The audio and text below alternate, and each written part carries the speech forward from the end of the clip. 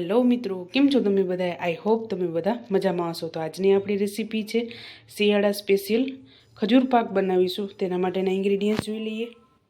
તો આપણે અહીંયા એકદમ પોચો અને કાળો ખજૂર લીધેલો છે. એનો બીનો ભાગ મેં કાઢી લીધો છે. ત્યારબાદ બદામની કતરણ, ટોપરાનું ઝીણું ખમણ અને કાજુ એકદમ ઝીણા કટિંગ કરી લીધા છે અને ઘી લીધેલું છે. તો ચાલો રેસીપી સ્ટાર્ટ કરીએ. તો સૌપ્રથમ ઘી એડ કરશું.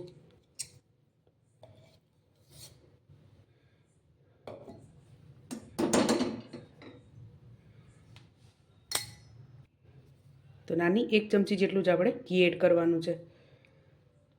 આ ખજૂર પાક શિયાળામાં હેલ્થ માટે ખૂબ જ ફાયદો કરે છે. જે લોકોને લોહીના ટકા ઓછા હોય તેના માટે આ ખજૂર પાક ખાવો ખૂબ જ જરૂરી છે.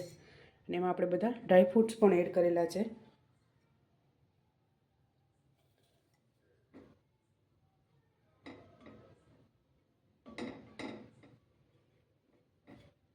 તો ઘીને આપણે થોડુંક ગરમ થવા દઈશું. જે લોકોને વીકનેસ લાગતી હોય, લોહીના ટકા ઓછા હોય અને પગના સાંધાના દુખાવા હોય તેના માટે પણ આ ખજૂર ખૂબ જ ઉપયોગી છે. સવારમાં નળીના પેટે પણ તમે આ ખજૂરની 2 પેસી બદામની સાથે કે અખરોટની સાથે તમે ખાઈ શકો છો. તેનાથી વીકનેસ નથી લાગતી. ત્યારબાદ ખજૂર એડ કરી દઈશું. આ મેં 1 કિલો ખજૂર લીધેલી છે.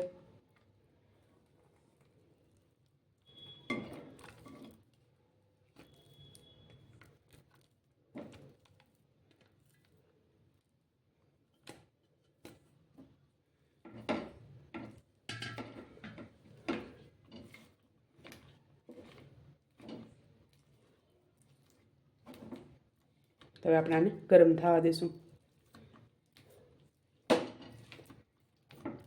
એકદમ સોફ્ટ થાય ત્યાં સુધી આપણે આને મીડિયમ ગેસ ઉપર પાકવા દઈશું. તો આપણા એકદમ સરસ તૈયાર થઈ ગયું છે. અને અહીંયા મેં આ રીતે એક કન્ટેનર લીધું છે. એમાં મેં ઘીથી ગ્રીસ કરી લીધું છે. તમે થાળીમાં પણ ગ્રીસ કરી શકો છો. તો આપણે આમાં એને ઢારી લેશું.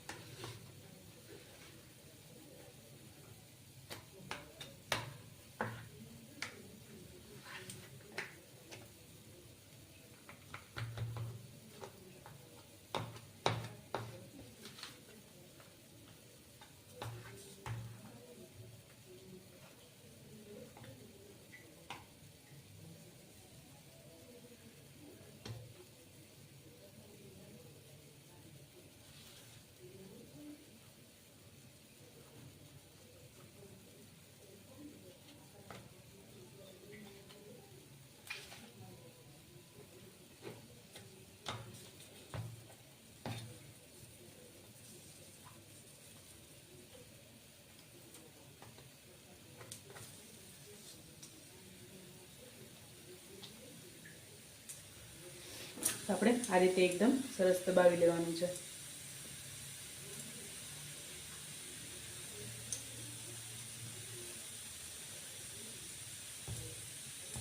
અને આપણે આને 2 કલાક માટે ઠંડુ થવા દઈશું. ત્યારબાદ આપણે આનું કટિંગ કરીશું.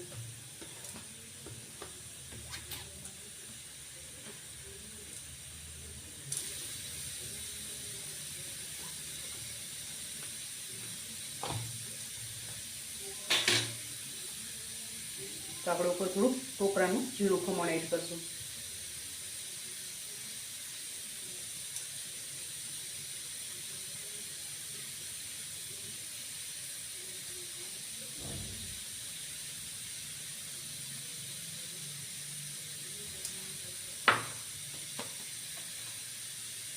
આ રીતે આપણે દબાવી દઈશું.